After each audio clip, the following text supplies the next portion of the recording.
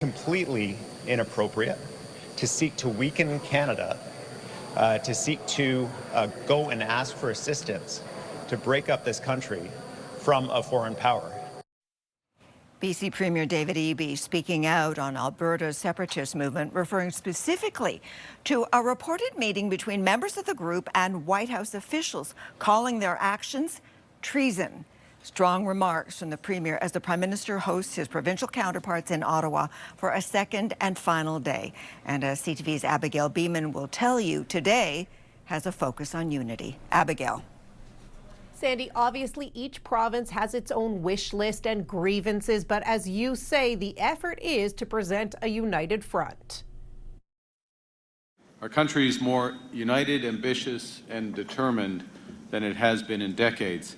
All premiers and the Prime Minister around the table in Ottawa, but that message of unity is infringed on by a Financial Times report. The Alberta separatism movement has been meeting the Trump administration and is seeking $500 billion in credit in the event of a successful referendum. To go to a foreign country and to ask for assistance in breaking up Canada, there's an old-fashioned word for that, and that word is treason. It's ludicrous, right? I mean, we're there on a fact-finding basis. If there's nothing treasonous about it.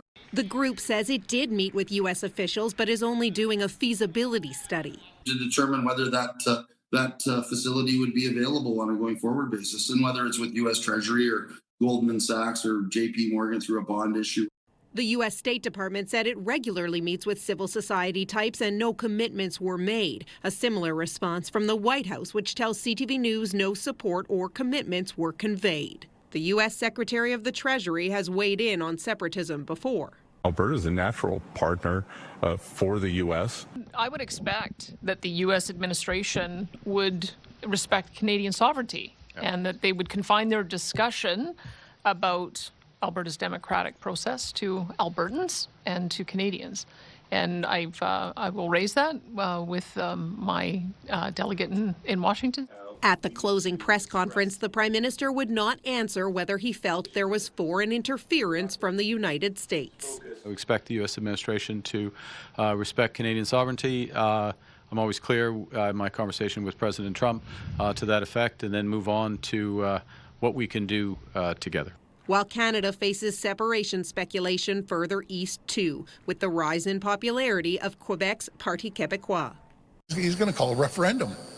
If he, God forbid, he gets elected, I mark my words, within a year and a half, he'll be calling a referendum to separate from Canada. Unacceptable. As for the substance of the meetings, a big focus was the upcoming review of the North American Free Trade Deal. The Prime Minister said he and the premiers agreed to meet monthly once that review is underway.